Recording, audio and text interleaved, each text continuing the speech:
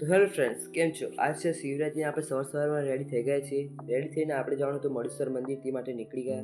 મળેશ્વર મંદિર અહીં દેખ્યું ત્યાં તો ઘણી બધી દુકાનો આવી ગયેલી. અને આ છે મળેશ્વર મંદિર. મંદિરે રિટર્ન દર્શન કરીશું એમ કરીને આપણે સીધા આવી ગયા પોપટપુરા મંદિરે.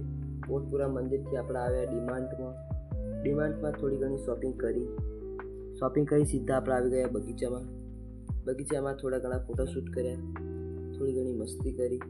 અને આ છે ગોધરાનો બગીચામાં મજા ના આવી તો પાછા આપણે આવી ગયા સીધા મોમોસ ખાવા.